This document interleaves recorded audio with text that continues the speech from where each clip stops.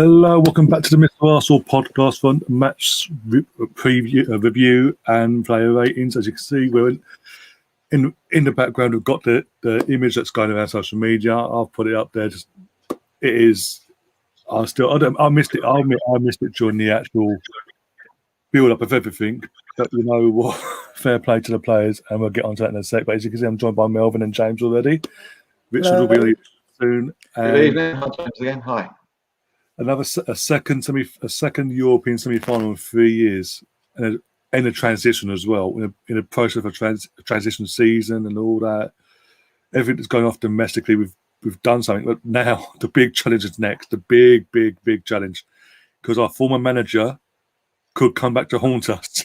We've got to go to their place first in Spain, in Villarreal, and then they're coming to us for the second leg. I mean, James, you were on last night, so I'll get your thoughts first. Not just on the Arsenal side of it, as a whole, because obviously Ajax played last night as well, and what happened there? Well, first and foremost, I'm delighted we're through. I thought we took the game to Slavia Prague, and we really went for it, which is I thought it was our best performance of the season, really. And what a time to save, to make and to do such a performance. And you touch on Unai Emery. It's massive. I'm just a little bit gutted that fans aren't allowed to attend, both home and away.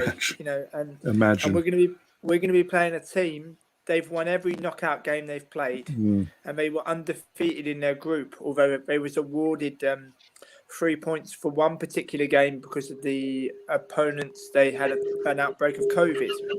But it's going to be a massive challenge, and if hopefully we'll have enough to get over the line. But they've got some excellent players as well, Ryan. They've got, Albiol, who had an experience with Real Madrid. Pedraza, the defender, is really highly rated. Alfonso Pedraza.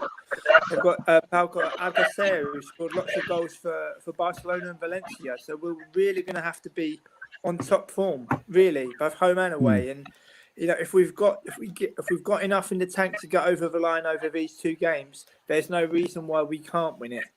And it's just going to be really interesting to see what happens, because we've had a real run in the Europa League, and this is kind of like the last test now, because a potential final against Manchester United or Roma, Roma had a good result against Ajax, particularly in Amsterdam. But for me personally, this is the acid test. If we get through and reach this final, I expect us to win it. So it'll be really interesting to see what happens, and also the narrative of Unai Emery as well. Unbelievable for him as well to reach potentially his fifth final. A fantastic achievement for him. So fantastic things to talk about and to discuss, and be really interesting couple of weeks, I believe. Well, I've been saying since the group stage was over, I've expected Villarreal at some point. For me, it was sod's law, basically. It'd be his team that we would play at some point. And for me, I've said to my brother earlier this morning, we were talking about it this morning, it'll be sod's law. The fact we brought him in because he was the Europa League specialist, he won the Europa League of Sevilla.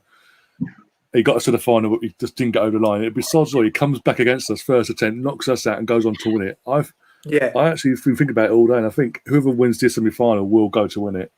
Yeah, I agree.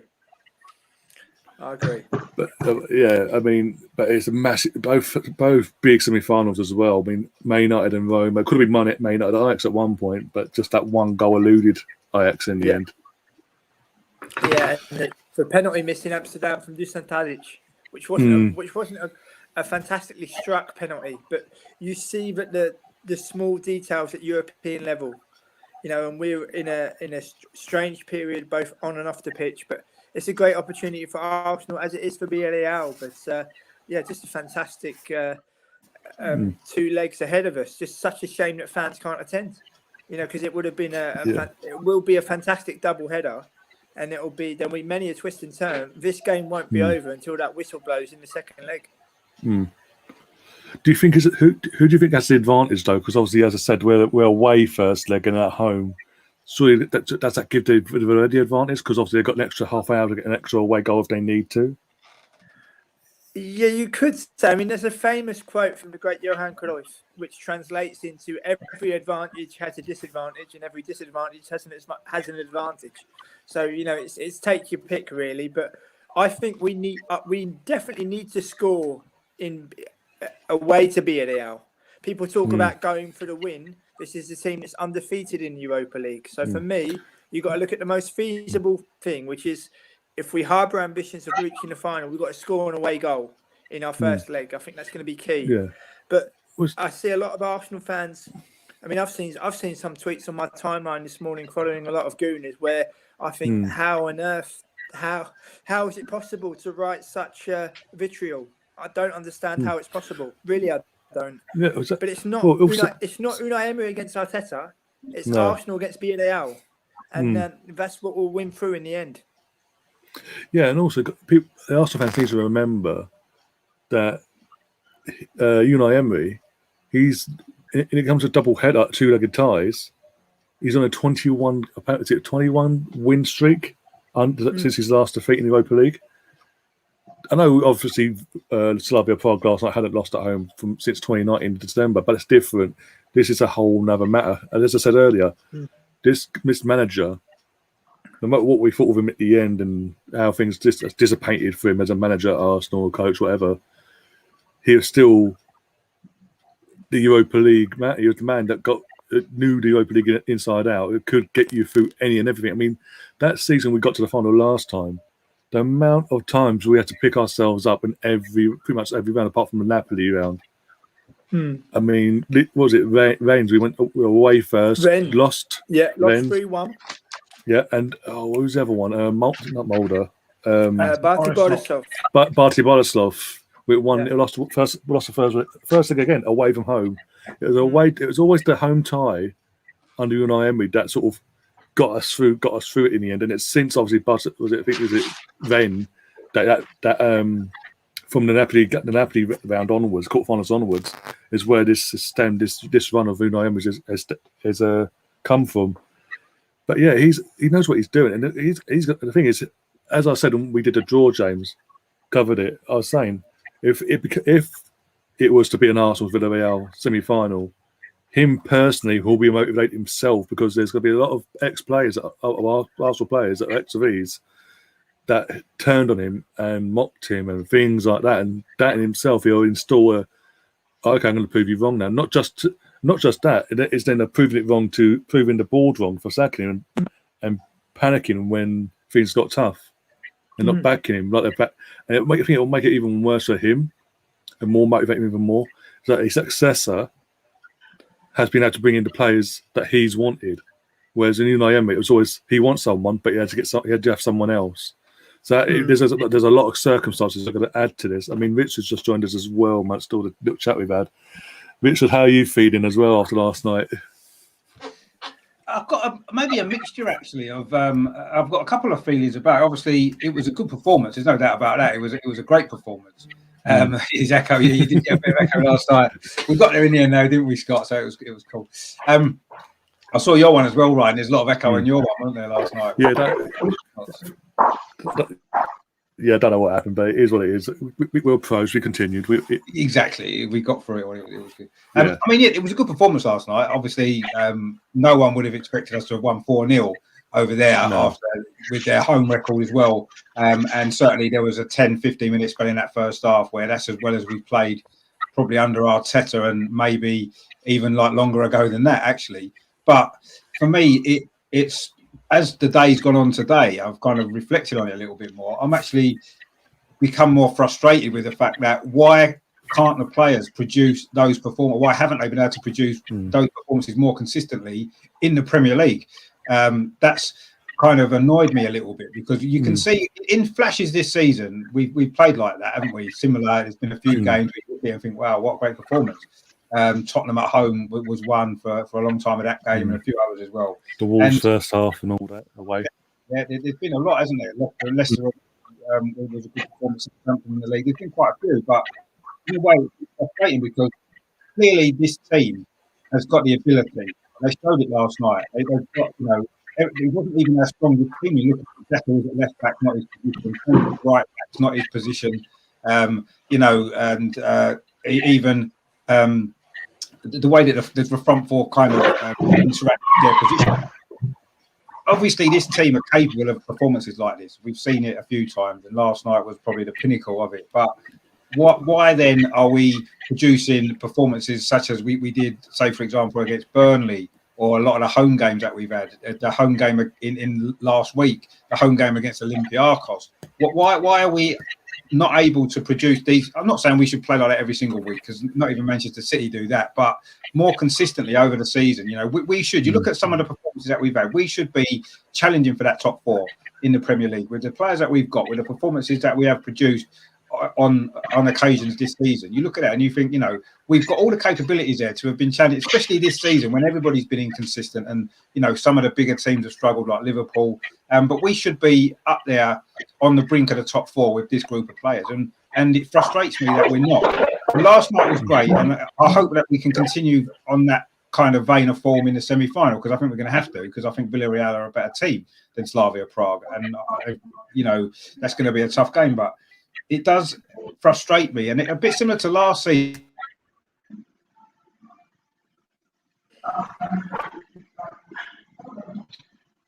I think Richard, have you frozen? Richard's frozen. Just me I and think you, Joe. so. I think he's coming back now. Can see it buffering. I'm back. My mic's playing up there because I don't know why I've had to reboot my end.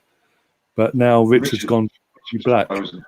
The screen's while I wait for Richard to come back on his end, Melvin obviously was on the watch longer than myself and the guys, and even you said some of the things that Richard just said there about where's this been all season, these sort of performances. And it was frustrating.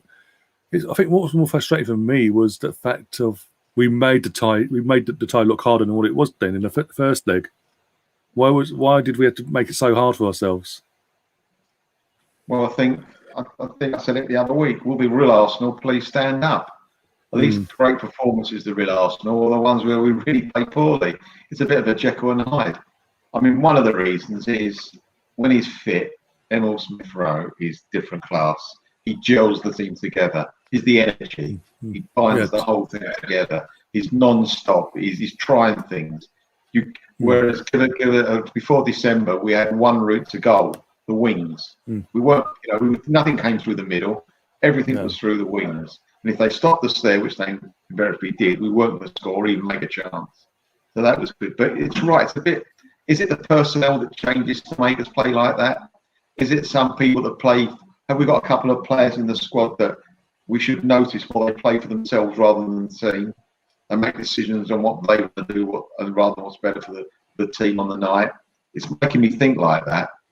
Because the lesser names we have on the pitch means, for some reason, means we play better, and that's because it's obviously the youngsters. The youngsters seem to have it in their blood to do well for the Arsenal and do the right thing. And that bit of movement up front with the front four, we've only seen it a few times. And in that game that it reminded me of, I know the opposition weren't as good, but West Brom, we played some fabulous football that night. We scored a very similar one-touch goal than when we did last night with Pepe's first one. And the movement off the ball was, again, I know it was only West Brom, but we still had to do it, and we did it. And it's very, very frustrating being an Arsenal supporter. As you know, you don't know what team's going to be picked, like we say. You don't know what team's going to turn up. And last night, everything seemed to click. But then again, the good teams do it consistently. Are we like a black or white team? It seems like we are at the moment. If we can gel that together to keep a consistency going, it could be quite exciting for the future, especially with young youngsters coming through. Which also just goes back to what we've said before, since Boxing Day, really, that the system that you fell into, with, as you said, the Smith Rowe, Saka, Martinelli, and Lacazette, that foursome back on Boxing Day, that worked, and he sort of fell into his lap because of injuries and this, that, and the other. And we sort of picked up a form. As soon as he started the injuries that happened at the time, started coming back from injury, he started mixing and matching and trying to integrating back in, and things dipped again. I mean, last night again, Lacazette, and as you said, was it Pepe on the left, Saka on the right, Smith Rowe, and it worked. I mean, common sense is if something's working, why try mix and match with it? I mean, I know with you have these games come thick and fast at some point during the season. But at this point of the season, when we've just got the league and Europa League now, as it stands, got 3 more games, possibly 3 more games, got 2 more as it stands in the Europa League, possibly 3, depending on if we get to the final or not. And we've got 6 league games after this weekend. We have to play Fulham, and all the teams. For me, the best option, the best way that we're going to get European football for next season is via the Europa League, winning it. End of, because league-wise, we're asking. There's too many teams above us for us to then hope that they all drop points at the same time, and at the same time, we're counteracting them the mess-ups basically. I mean, I know Tottenham.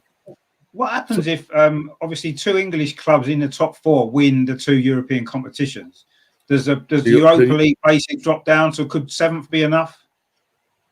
Do we know? I think it depends who wins the FA Cup. I think if a team that finishes top 4 wins the FA Cup, but I think they've had a habit in recent years where they've kind of, if there are many teams from a particular country, they will award another spot to like the best country on the coefficient list. And as Ryan says, I think the best thing to do is to take matters into our own hands. But it's also the fact that we haven't won a European trophy for 27 years.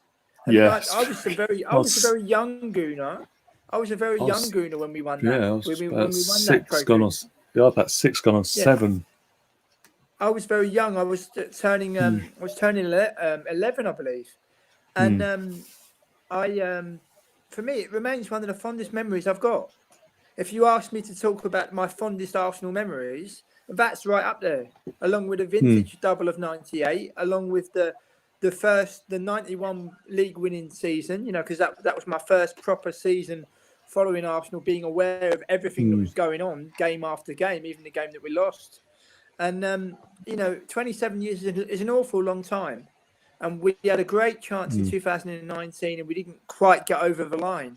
But also, we've got a terrible record in European finals. I was about to say that, going back to 1980. So we hopefully will reach the final and obviously potentially Roma or Manchester United. And but as I say, Villarreal is going to be really, really tough. And especially with the, Unai Emery coming back, because 18 months to literally turn your hands and to make it your team. People say about you needing time in football. Obviously, I'm in a privileged position interviewing professional players and managers, but it's no coincidence that the managers that do really well at their clubs stay there for a long period of time. And the players that improve, they improve under a form of stability.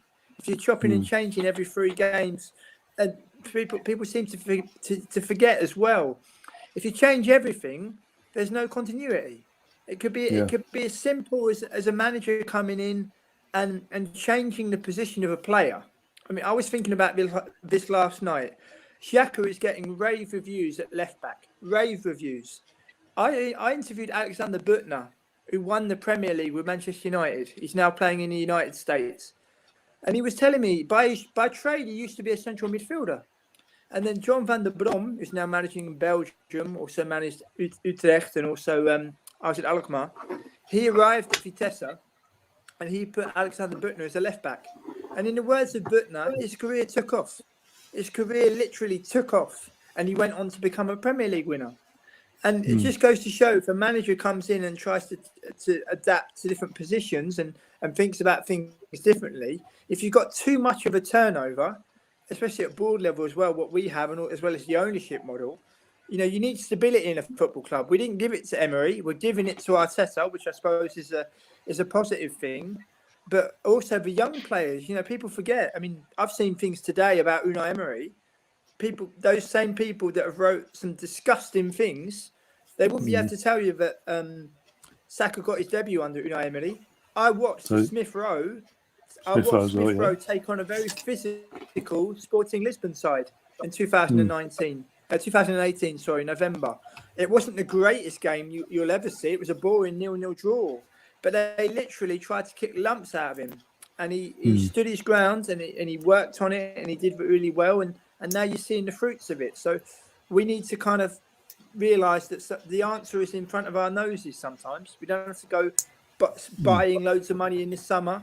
the youngsters have shown us the way, and we've got to continue that vein in the summer, in my opinion. Well, we've got three centre backs coming back from loans this season. Saliba, Young, he doesn't come from our academy. We've got Mark McGuinness, Daniel Ballard, Ballard, Mavropanos.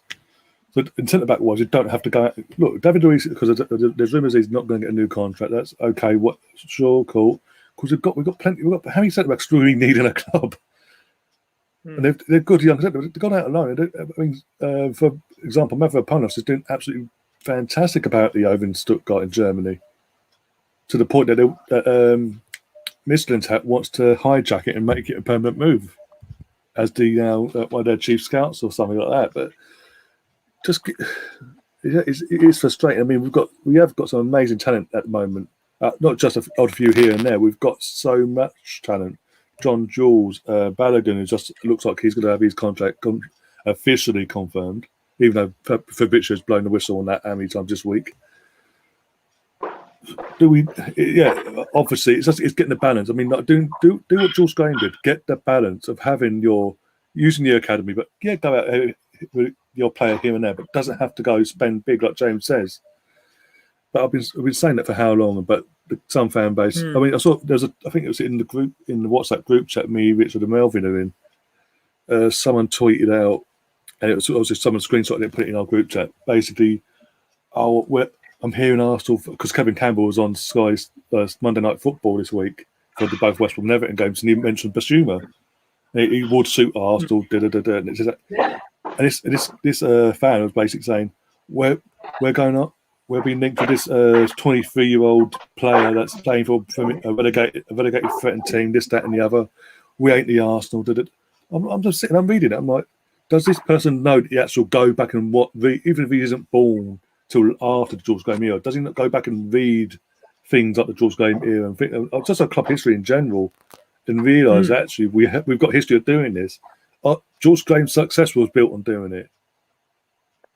I mean, to be fair, though, I mean, I loved that, right? And it was true, but George Graham would not succeed in football now doing that. Oh no, same. Because football's changed, and Arsenal and every other club has to change and adapt to the times. Unfortunately, I'd love to go back to the days when you could win the league with a team of youth academy players and people that you'd bought from lower leagues. I'd love to go back to those days. It was brilliant, and George Graham was fantastic at that because he knew that market. Because he'd been manager of Millwall and stuff like that, and he knew the players, and he did it, and it was fantastic, and he beat a Liverpool team who had all the experience, didn't they? They had the experienced international players, and he overturned them, and it just showed that it could be done. I'm not sure if it could be done now in the same way. I do feel as though, unfortunately, to be successful, you've got to spend a lot of money, otherwise you're not going to be able to do it.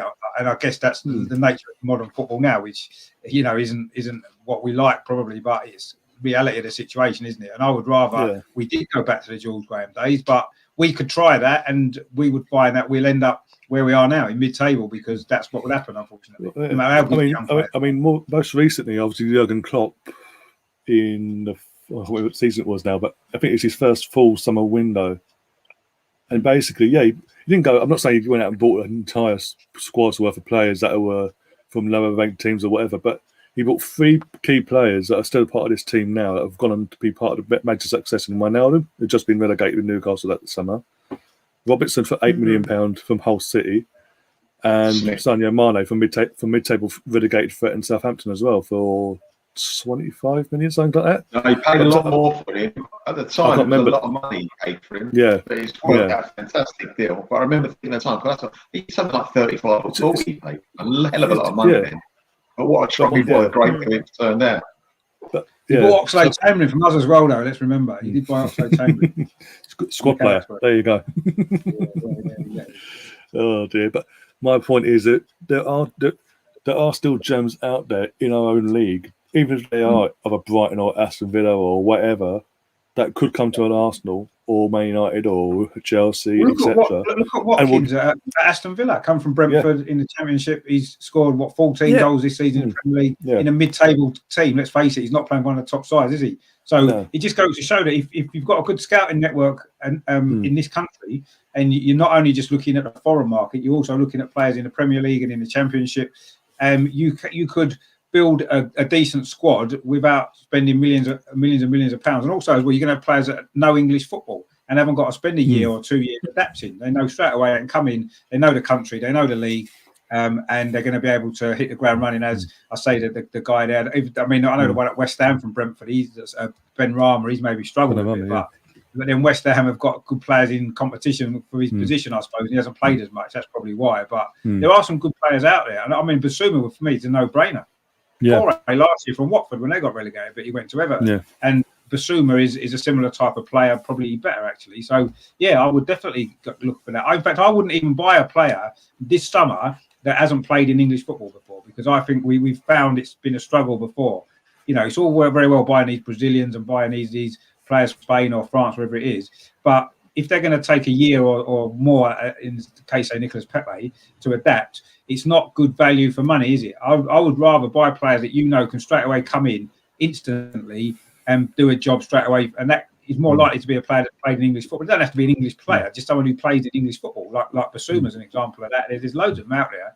There's loads of players at lower end Premier League clubs. Crystal Palace have got 2 or 3 that could come in and do a job for us. There's probably loads in the Championship. I don't follow the Championship that much, but there will be some players in there. I mean, we know obviously Norwich are coming back up again, so we probably missed our opportunity to get Buendia from them, probably, because he'll probably stay at Norwich now if they got promoted, maybe. But there are players out there. We just need to look a little bit closer to home when we're scouting for players, because we always tend to go for these foreign market. That's the first option for Arsenal. And in fact, the fans are the same. The fans want all these, maybe because they play football, maybe whatever it is, they want all these fancy names from all these other countries, which, they might want players. But if they take 18 months to settle, it's a waste of time, because it's not going to improve the team now. What we need players now who can come in next season and improve us straight away, because our league position is not good enough. And the only way that's going to improve is if we get better players, better squad of players together. And that's going to have to be players that can come straight in and hit the ground running.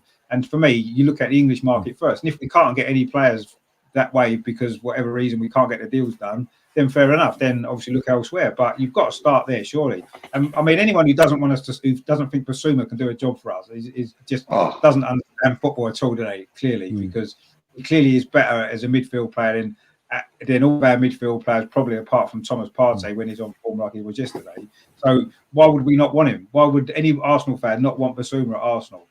Forget who he plays for. Brighton have got some good players. Brighton play some good football, actually. And they've got players, they've got 3 or 4 that would probably strengthen our squad. Not necessarily our first 11, but they'll certainly strengthen our squad.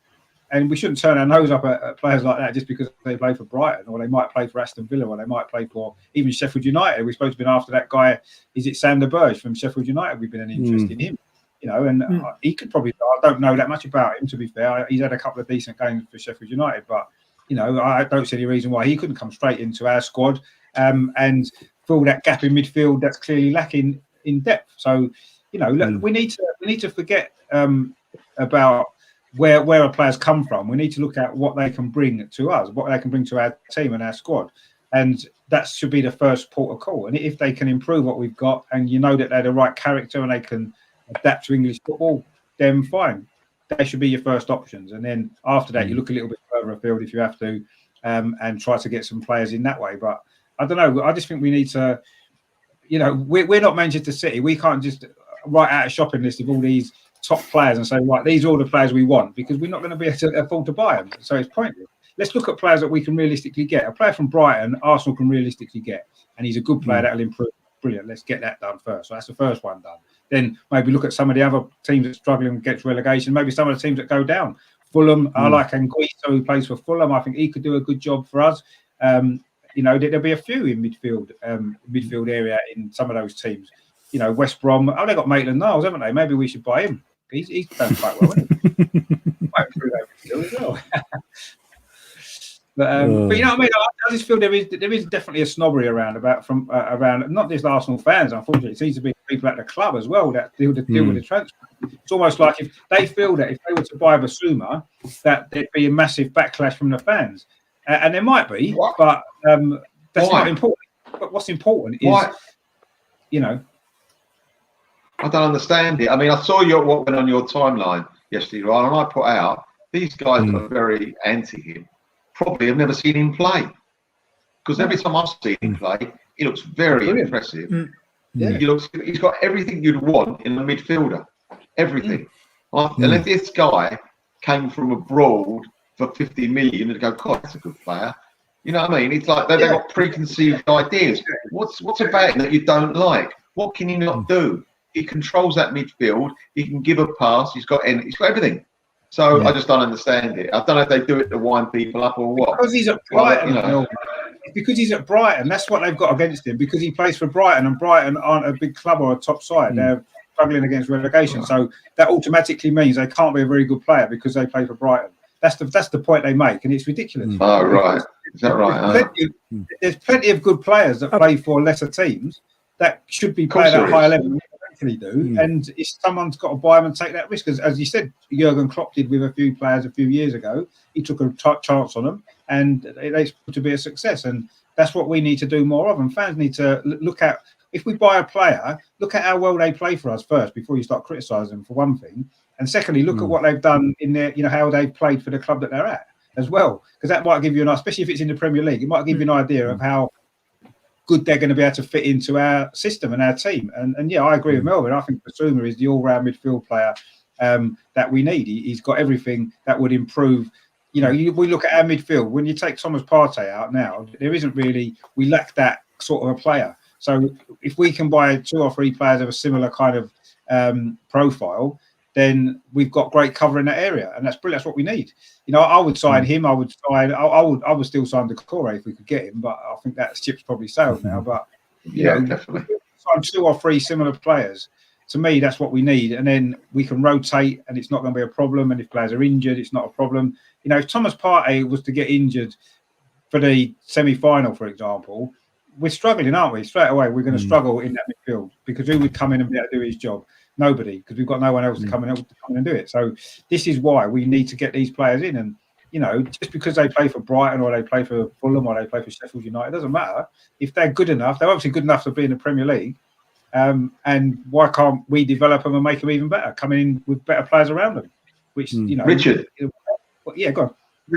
Richard, Leicester nearly went down one year. Yeah, and people would have laughed. You would have bought any of those players. The next season they won the league. So that argument goes out the window. Vardy has scored 5 goals, I think, the season before, and then the season after they won the league, the Golden Boot, didn't he? No big team would have bought Vardy that summer, would they? No one would have bought it. He scored 5 goals the season before. Imagine if Arsenal had bought Vardy then.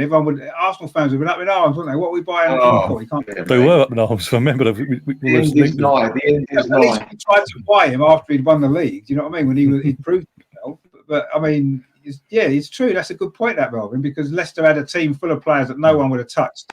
None of the top teams would have touched, and the following year they win the league with those same players. And they didn't buy anybody else that summer, did they? Really? I mean, I know Mari had a great season and stuff, but it just goes to show, doesn't it? It just goes to show that we need to look a little bit further, or not so much look further afield, but we need to get out of our little comfort zone that we look at players from foreign leagues and stuff like that, and actually realise that there's some great players in English football that will improve us. And that's where always for me, the first port of call is buy players who play in English football. I mean, Man United, because I'm going to touch on, because obviously James, being where he lives, will know more, have more information on this. But Man United spent 40 million last summer on Donny van der Beek, someone who, by the way, I've wanted us to Arsenal to sign, because again, here's the sort of midfielder we were looking for at the time to sort of replace Aaron Ramsey, take us, and if not even maybe a bit better, the potential could be better than Aaron Ramsey down the line. And Man United's wasted, in my opinion, £40 million just to not. He didn't even get. I don't think he even started yesterday. Didn't go off the bench. £40 million. I mean, this is a guy who's a regular, part of a very successful Ajax team. Captain as well. Captain as well. Yeah. Do you think the big clubs, the very big clubs with loads of money, are lazy when it comes to looking at players? Yeah. They say that guy's. Everyone rates him. He's 50 million. Yeah, we've seen a little bit of him. He looks good. We don't have to do our homework. We know he's good. We've got the money. It doesn't matter. Let's go for it. The amount of money that Man City, listen, they've bought some fantastic players over the years, but they've wasted a hell of a lot as well. Smaller clubs can't afford to do that. They got to be more precise. They've got to really do a lot more due Yeah. diligence on players. I think the big clubs, especially the United, the two Manchester clubs, they just go for it. Yeah, right. Yeah. Do you not think though? We go after him. Do you not think though, Melvin? Some of that is to do with the fact that they don't want a rival to buy that player. So, say for example, if there's a player that's everyone in Europe's talking about a good player, you think, right, well, if we don't buy him, Man City will buy him, or Bayern Munich will buy him, and then they're going to end up playing against us. So that might be part of it as well. They don't look at the player; they look at, well, if we get him, no one else can get him. Maybe that was what Man United did with Van der Beek. Maybe they didn't do their diligence at the time, did they? on the character player as he was. They didn't actually. They had a good midfield anyway, United. But what a way! Sometimes, some players just don't fit in, do they? In a certain club, they don't fit in with a coach. They don't fit in a system, and they can be great players, but they just don't work. And maybe Van der Beek, maybe if they had checked into his character a little bit more or whatever, they may have found out he wasn't the right player for them, and then they would have invested elsewhere. But I just think sometimes big clubs look at it and think, well, if we don't buy him, Man City will buy him.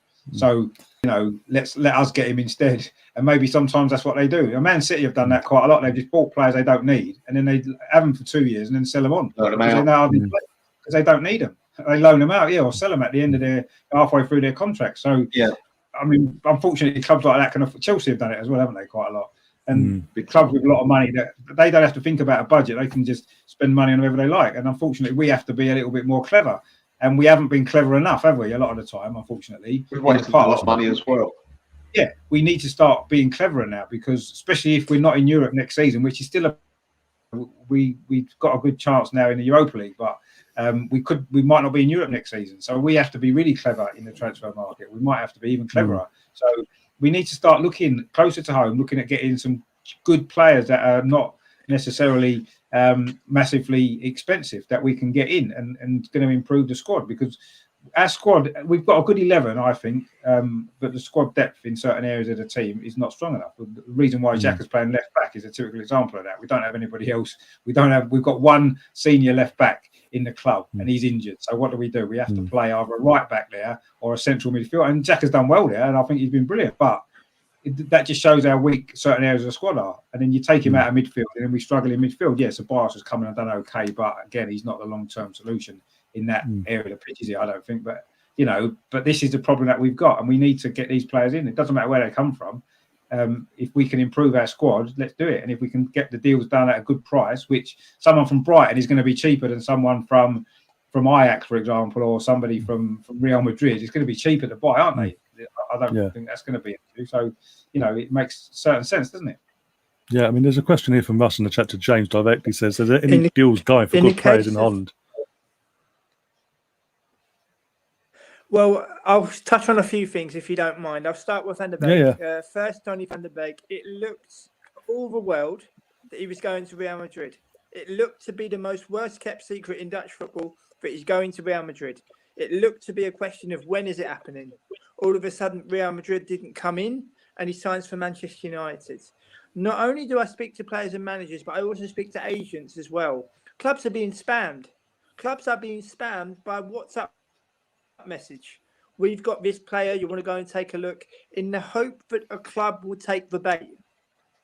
And also with the younger players, I spoke to Philip Sandler when he signed from Pescara to Manchester, and I was one of the first people to speak to him once that news broke. And I said to him, I said, how does a player go from Pescara to Manchester City? How did that deal come to fruition? Oh, he's gone again. There seems to be a few internet issues going on tonight, doesn't there? We have to get Scott in. He'll sort it out. Scott's going to sort the problems out. Yeah, so you said earlier in the chat, took until 3 a.m. this morning to fix that issue. Whatever that may be. Mad, actually. I mean, we managed to get it done in the end, but it was difficult. Just try and get James back in. Hopefully, if it works. Sorry about that. Can you see me now? Yeah, I can see you. So I wanted to finish. I asked him. I said, "Sorry about the technicality. The wonders of technology, from Amsterdam to the UK." Thanks for your patience, and the viewers too. I said to him, "How did that deal happen?" And he said, "Well, they really sold it to me. They told him he'll be training with Sergio Aguero and David Silva. So, of course, if you're a young player and you're told by a club, this is what we're going to do, and they don't do it, I mean, Marco van Basten sums it up perfectly with Van der Beek. They asked Marco van Basten, who a legend of a striker, also managed Ajax, Heerenveen and the Dutch national team. They asked for his opinion about Donny van der Beek. And he said it's not healthy. He said it's not healthy for a young player to have this happen to him in his career. Injuries are part and parcel of football, but a young player also has to play. And what our fan base forget, and it riles me up to the nines, obviously I speak to players, so my position is different. I understand that. But what riles me up is they forget that young players, most of them are leaving home for the first time. They're learning life skills. They're learning how to look after themselves. They are not ready-made. And in the case of Saliba, club never looked after him. Club haven't, in terms of welfare, they haven't looked after him as much as they could. He's now in a place in Nice where he feels comfortable and he's playing well. That's no coincidence. Going back to Richard's point about, forgetting about where a player plays. It's a great point. But our fan base judge the younger generation of this fan base. They don't judge a player on footballing ability. The players we love, the Ian Wright, Dennis Bergkamp, Thierry Henry, all the rest, all of us here can give footballing reasons as to why we love the players we do. Whereas now, the younger generation, it's, Aubameyang's amazing because he's got a gold Lamborghini, because he speaks to an influencer on YouTube. None of that stuff is important. None of that stuff is important. I rate more. People on this channel know how much I rate Mark Albrighton, Premier League winner.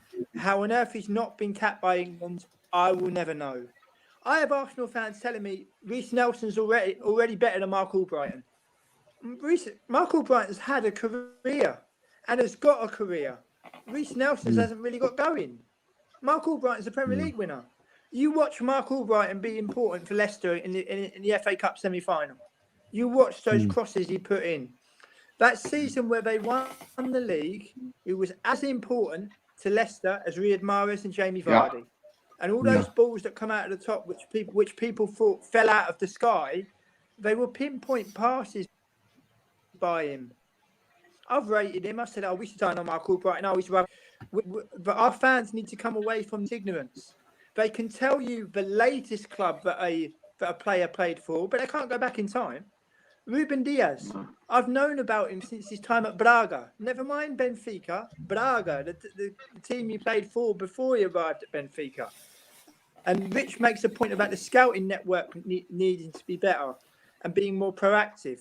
We need to have the balls to make unpopular decisions where it doesn't matter who the player plays for before, looking at his footballing ability. But I wonder if we've got the ability to do that. It's a short and sweet one for me tonight, guys. Great points made by all. And I look forward to catching up with you all soon. Nice to see you, James. Great to speak to you. Take it easy, fellas. Yeah, cheers. Great to speak to you. Take it easy, James. Bye-bye. Yeah, definitely. Bye. Bye-bye. And my back. I mean, going back to last night's game as well. I mean, do you think this? Because I think I sort of touched on it before the game kicked off with Warren.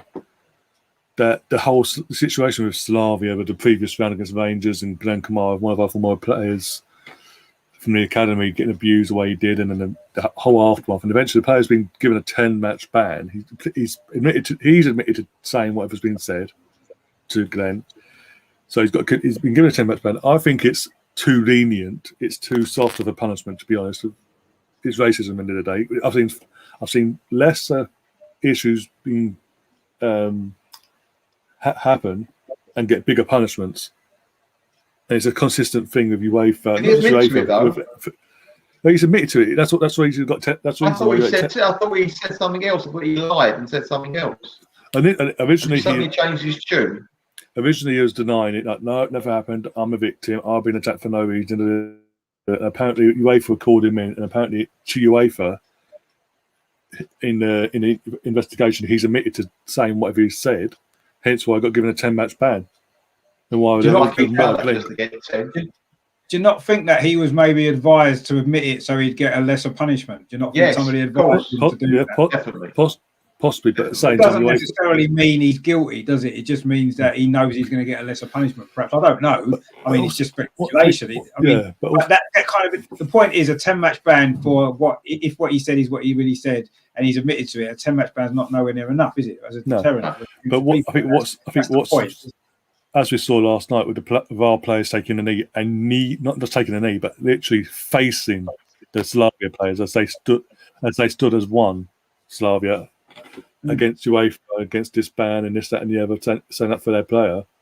I mean, last week they did take a knee. They just stood in the middle of the pitch themselves. That says it all about the club itself. And the club itself as well have been so defending of this player, and we're totally against racism. We don't accept it. But when things are happening, as in for this punishment, and then they decide we're still not going to take a knee. We're going to go in a certain circle as one. I mean, for me. If any of our players needed motivation last night, that should have been the motivation. It did seem like, for example, we've got Lacazette. I mean, you've got the bottom of his face in the screen here, and he's been like the poster boy. I don't use it, the poster boy in the last 24 hours of this image that's going around social media and this, that, and the other. He looked like he was up for it. Like this was the motivation he needed. That push to I'm going to put you in your place. And to be honest, he had an absolutely fantastic performance along with the rest of the forward line.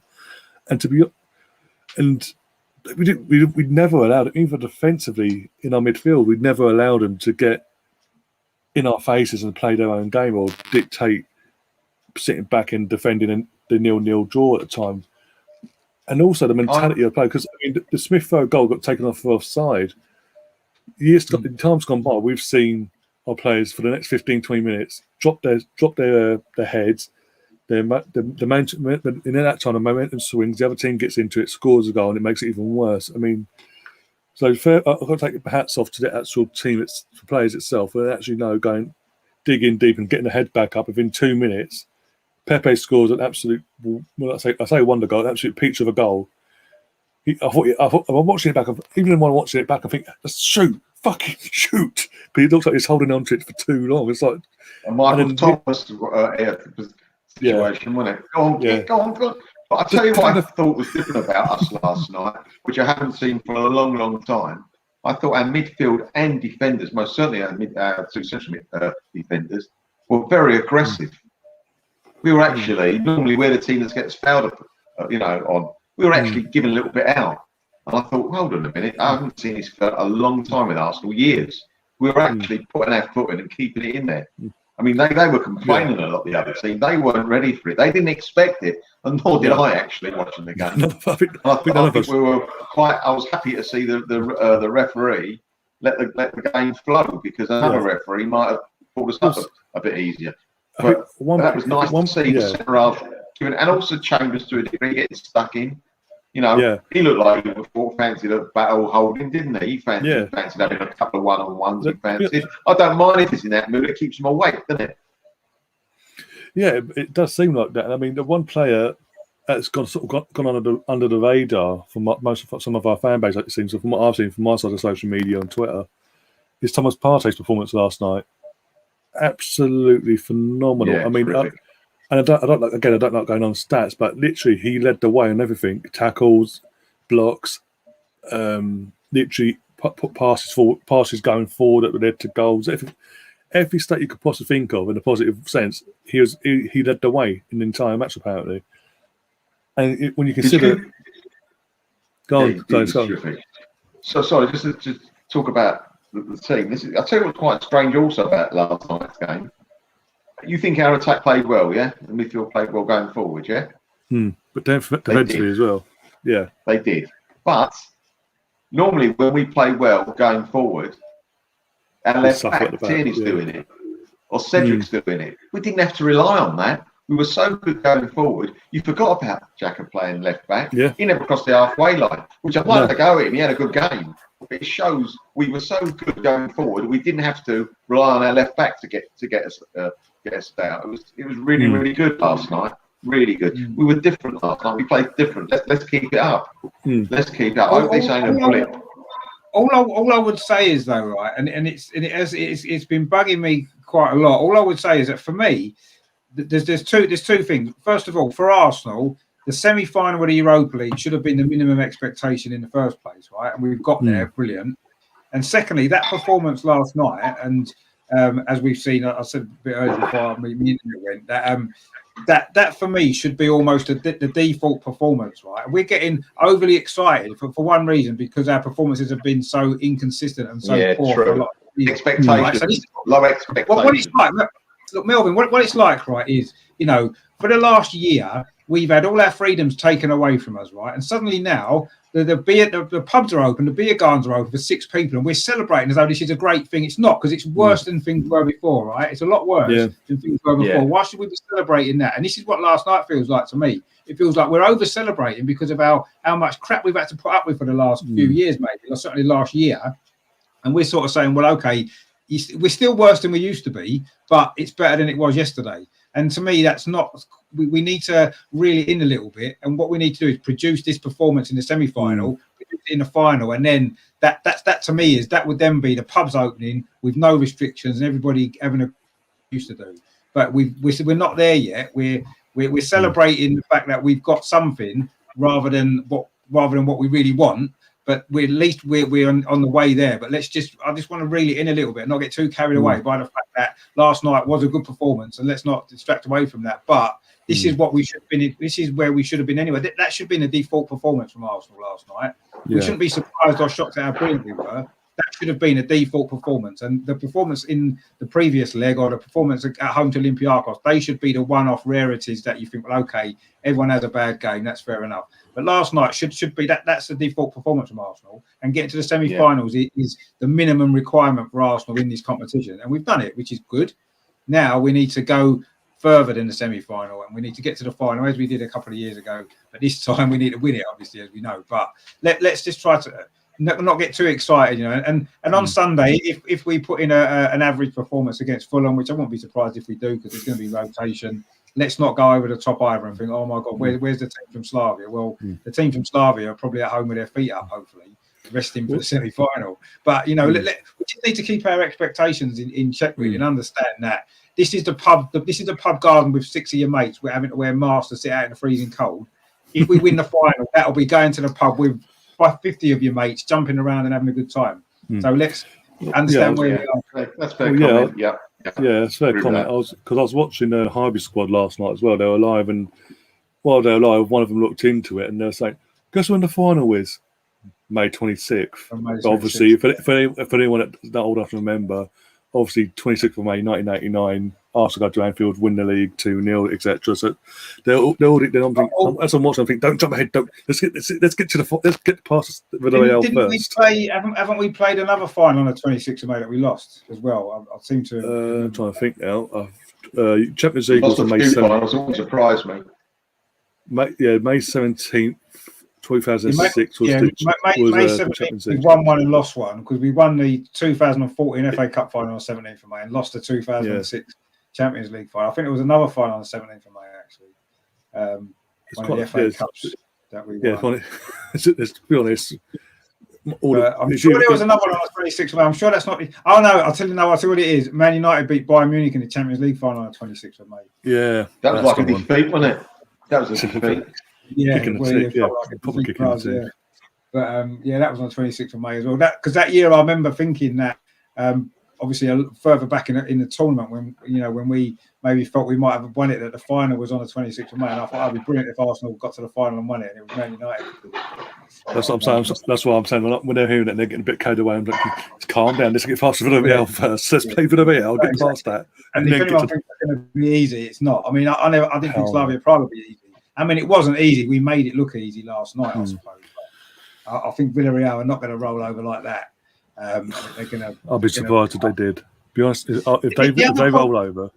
Yeah, the other point I wanted to make as well, actually, it was touched on before. James was touching on it about Unai Emery's great record in the Europa League, which is a great record. There's no doubt about that, right? And it kind of got me thinking that, when a manager such as Unai Emery's got such a great record over so many years in one competition with different squads of players, is that the manager's great ability, or is it the players? Because why isn't his record as equally good in other competitions? And it does seem strange to me. Like when Arsenal were doing poorly recently, everyone was blaming the players, right? So you can't say that, if Unai Emery's won the Europa League 3 or 4 times and he's got to semi-finals and finals over a 10-year period, he's done it with different clubs, different players, and he's still had the same results. So surely that's to do with him. And that must equally be the same case with every other situation. If a team plays well and the team does well in a certain competition or over a certain season, that's because the manager has organised them well. Unai Emery knows how to get results in this competition. That's him, not the players. He could do it, and he showed. He did it with us. He got us to the final. So it's not the players, and I think it's the same with any team. The manager is so responsible for how the team plays, and yes, sometimes the players don't play very well, of course, and that can happen, and mistakes happen, and in a cup competition that can cost you. But overall, I believe the manager is the driving force. Last night, Arteta deserves credit for the way we played because he set out the tactics, he picked the team, and he deserves the credit for that. But equally, when we play poorly, as we have done in other games, he deserves the criticism that's gone his way. You can't just suddenly blame the players, the same players last night who played well. You can't then blame the players 2 weeks later when they play badly and we lose. You can't blame the players for that because you've seen how good they are. That comes down to the attitude that's installed in them by the manager, the tactics, the team selections, and all kinds of other things, which play a big factor. So I think that we have to like look at it maybe a little bit differently sometimes, and you can't blame the players for some things or credit the players for some things, and then criticize the manager or credit the manager. He's got to be consistent. If a manager or if a team is inconsistent, part of that problem is from the manager, and if the team becomes more consistent with the same players, that's obviously the manager that's improved them. I mean, you can't tell me last night's performance. Some of them players, Ceballos, the last 2 games, right? He shows he's got ability and he's a good player. He's shown it. Other games he's been terrible. Who thought that? I don't know. It's got to be an attitude problem which comes from the manager because he's a good player. They're all good players. Let's face it. You wouldn't be playing in the Premier League and in top competitions in Europe if you're not a very, very exceptional player. All our players are exceptional, and it's up to the manager to organise them in the right way to get them to play as they did last night more consistently. So I don't necessarily want to say the players aren't good enough because I think our squad depth isn't strong enough. Totally agree. But I just feel as though the manager's got to take responsibility. If he can take the credit as he did deservedly last night, and he has deservedly in the past, he's also got to accept that he's got to be criticised when he gets things wrong and the team don't perform, because ultimately it's on him. If his team don't perform, he's responsible for that, isn't he? Because it's not 90. It's not 90%, 10%, Richard. I think it might be 60-40. The players have got to take a lot more responsibility. You don't tell me all the players put the same in every game. Some of them don't. Their body language is wrong. You can see it. So they've got to take a certain amount of responsibility. What it is though, right? I mean, there's 11 players in the team, isn't there? And one player or 1 or 2 players are going to have a bad game because that happens. Players have a bad game. Not everyone's going to play at their maximum level every game. It's impossible. So 1 or 2 players has a bad game. Now, first of all, the manager's got to recognise that. You're saying about the attitude and the body language of the player. Well, the manager needs to have spotted that before, and he needs to have took that player out of the team before the game started, or during the game, take him out of the team because your attitude's wrong. I don't like the way you play, and I'm taking you off. And that's what that's the manager's job to do that. So he ultimately is responsible for that, isn't he? Like we saw with Willian, we've seen with Aubameyang, attitude on the pitch has been wrong, and he kept them on the pitch. He's kept picking them and picking them and picking them. Is that the player's fault that their attitude's wrong? Yes, but the manager needs to act and do something about that and get them out of the team. And he's done it now. He's done it to Willian now. Willian doesn't play. He's done it to Aubameyang. I know Aubameyang's currently ill, and obviously we wish him better and all that kind of stuff. But he did take him out of the team before that as well, didn't he? So he started to learn, and I'm liking the fact he's learning now. And he's not just picking players on their reputations as he perhaps did at the beginning. He is now, when they need to come out of the team, he's doing it, and he's done his job's on the line, isn't it, Richard? Now I think his job's on the line. That's why he's on the line, and he's. I think he's starting to step up a little. Yeah, I think he's starting to step up and realise what his responsibilities are, and that he can't. These players have letting him down, and now he's given them the benefit of the doubt. And some people could say maybe that was the right thing, but now he's realised that if he doesn't do something and change it, you said, Melvin, he's going to lose his job.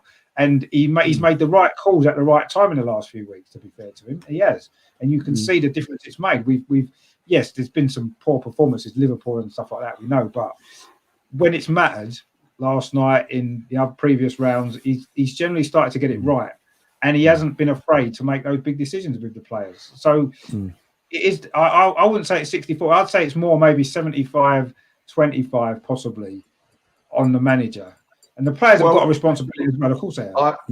Where I do agree with you on that thing with the manager is the Liverpool game.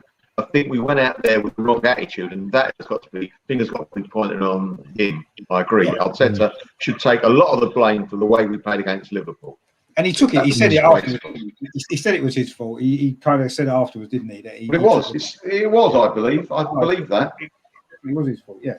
And that's not the only time. I think that's happened a few times this season. The players have gone out with the wrong attitude, and we've lost the game. And I think Arteta's had to be responsible for that as well. Yes, individual players have got to take their own responsibility in games. They have, and sometimes our players have hidden and they haven't taken that responsibility. But then that's up to the manager then, in between games or even during a game, to have a word with them and say, you've got to do more. You've got to give me more. And one way to do that is to take them out of the team, isn't it? Because that's the way our players only learn is by taking them out of the team. Or I suppose taking away their fancy cars maybe, but you can't really do that. So your only option is to take them out of the team, and then they might understand that they've got to do more. But as a manager, you've got to do that. And I think Arteta's been slow at doing that. The team that he's almost got, the Smith Rowe and Saka playing in the team with Lacazette, that was almost thrown at him. He didn't choose to do that. We said that, didn't we, Ryan? Yeah, we said that. Yeah. By default, we said it. Yeah, he didn't choose to do it. He didn't look at it and think, right, this is the best team that's going to work. It was basically, he had no choice because of injuries. So he put them in and it worked. And suddenly he was like, oh, okay, that was a bit of a surprise. It wasn't a surprise to us because we've been calling for that before, but it was, he seemed to be surprised by it.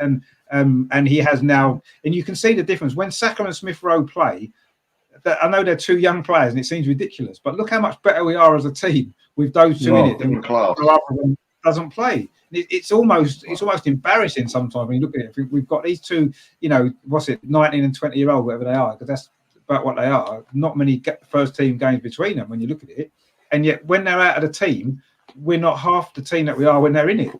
Regardless of anybody else, you can play Lacazette, you can play Aubameyang, you can play anybody else. It doesn't matter.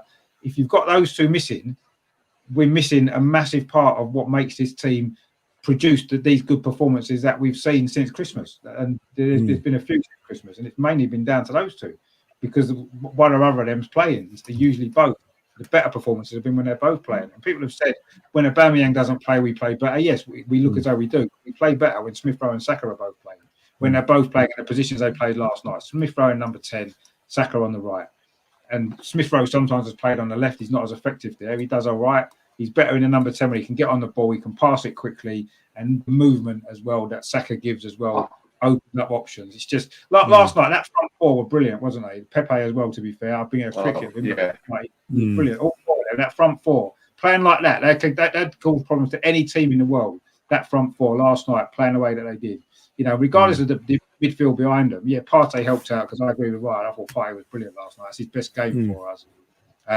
And that helps having that little bit of stability behind them. But that front four last night, that's a front four that would cause any defence in Europe any problems. And if we stick with that and they can stay fit, that should be our front four going forward to the semi-final and hopefully into the final as well.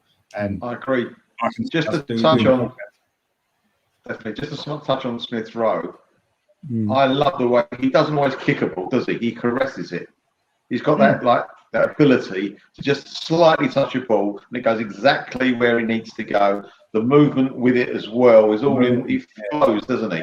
It's such a lovely thing to see. Then get the old static like we were 6 months ago. Oh, if the ball's come to me, what do I do with it? I'll give it to you. You can have it. It's none of that anymore. It's get it, go, move, get it, go. And it's such a, as you say, Richard, we ain't been used to it for so long. When we've got it back, we think it's the greatest thing in the world. Well, it is very good, but we should be seeing that for the last 3 seasons. Yeah, well, we certainly should have seen it a lot more this season, shouldn't we? I mean, there's no doubt that we've underperformed in the Premier League this season. If we finish 10th or something like that, which is possible now because I think there's going to be a lot of rotation in the Premier League games ahead of these semi-finals if we get through that even more after that. So, we may well finish 10th in the league, and that's not acceptable for with the group of players that we've got. We've underperformed massively. We should have been top 6 definitely with this group of players. and even possibly challenging for the top 4. But we haven't done that. So with the right strength in depth for next season, there's a good possibility that we can. But we have underperformed in the Premier League, and we have to ask ourselves why. Why haven't we been able to produce these performances consistently enough over 32 games that we've played? We've lost a third of them, haven't we? Which is, not really nowhere near good enough for. It's not good enough for Arsenal as a club, but it's not good enough with the players that we've got, and that's the point for me. If people say, "Oh, the squad's not good enough," the squad's not good enough. Well, maybe the squad isn't deep enough in depth, and with 1 or 2 players we miss them, and that's the problem. But the players that we've got, they're all good players, and they're all top 6 players. People say, "Oh, Xhaka wouldn't get into a top 6 team." Of course he would. He's in a top 6 team. We just have underperformed this season. Yeah, he's and the same with a lot of the other players, Lacazette as well. If we were to, I don't understand why people seem to have this real negative opinion on a lot of our players, that they wouldn't get into sides in the top 6. As you said before, Ryan, Liverpool bought players who've been relegated and they got into a top 6 team. Why wouldn't any of our players get into when we're technically a top 6 team anyway? But of course they would. Of course they would. Yeah, exactly. A lot of our players would walk into Man United squad. Yeah, Pado here, it's been confirmed today that Arsenal will be playing Rangers in Glasgow this pre-season, part of Rangers' 150th anniversary, something like that. So that's fantastic. Obviously, away fans are not going to be able to go to it, but we will find a way of doing a watch along for that. So you will see us for that, for doing previews and reviews and everything. I don't understand why there's no away fans allowed when it's in July and all the restrictions are supposed to be finished in June. So why would away fans not be allowed in? Because they're still expecting the third wave, and now there's this. Today we're hearing about an African variant now has hit the country, and they're searching parts of North London. Country every week, don't they? African variant, this variant. I'm going to be a Rangers fan and go anyway and sit the Rangers. Just pretend you're so I'll get a Rangers membership. We used to play Rangers pre-season every season. Yeah. I used to go to that at Highbury. It was great atmosphere. They were amazing, those fans. Absolutely amazing. I remember the testimonial was against Rangers at Highbury, wasn't it? And they had the whole of the clock end for a testimonial for Nigel Winterburn. Unbelievable. I'm going back to the early 60s. My father went with my uncle. We played Glasgow in a testimonial for Jack Kelsey, the goalkeeper. Oh, yeah. And they had playing for them a guy called Jim Baxter. And my father and my uncle never heard a lot about him, and a little bit, because it wasn't like football is now. You hear about players, not like you do now, you see them.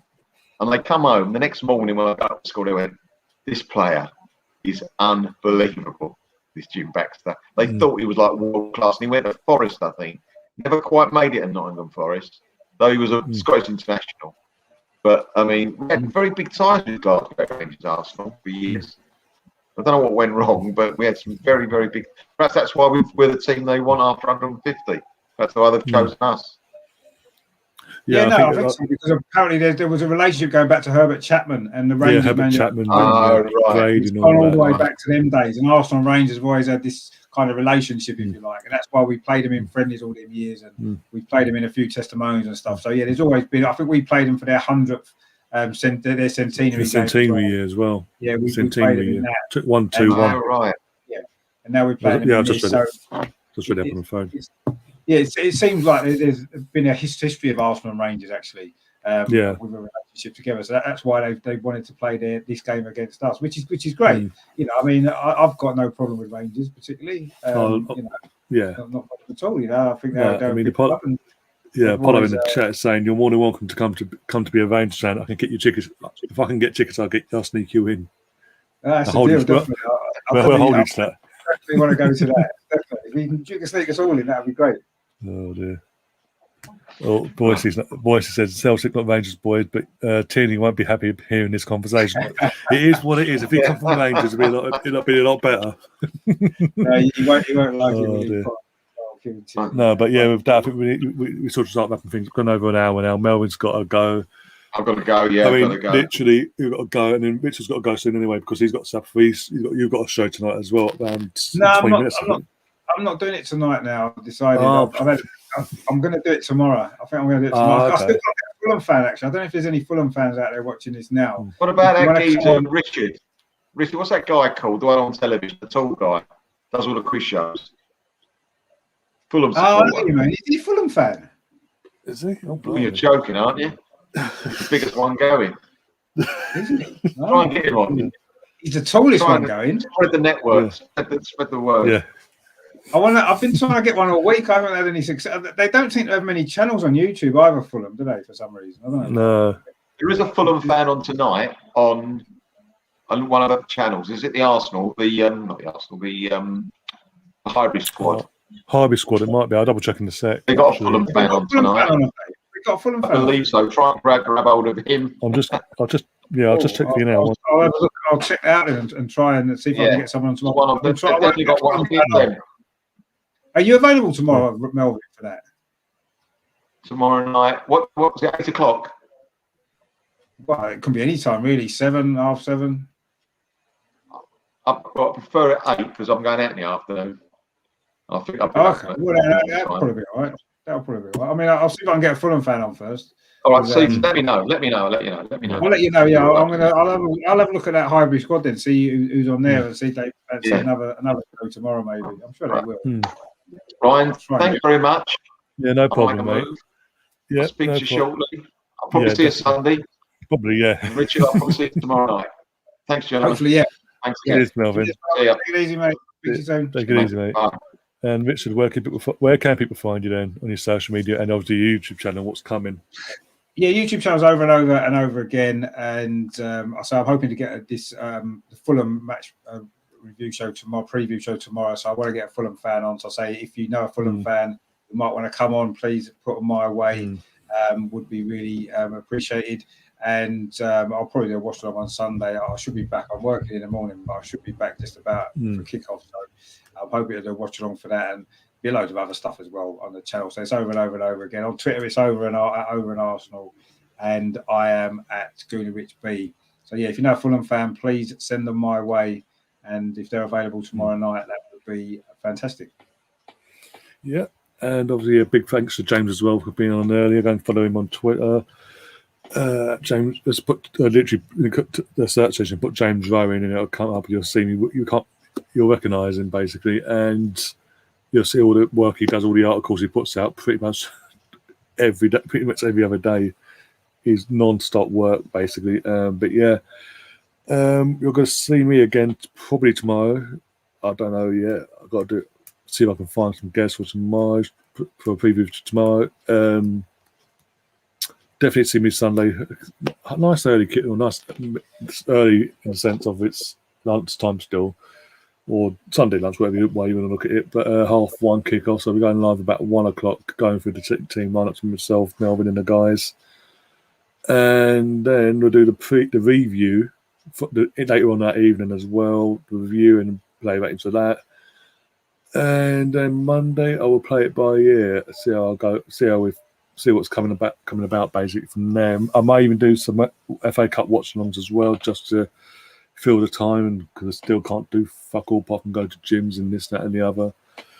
So it depends if I'm at gym or not. I might do a watch-along. There's an extra watch-along this weekend. I don't know yet. But until then, I'll enjoy the rest of your Friday evening. See you tomorrow, maybe. And as always, up the Arsenal. Come on, guys. Come on.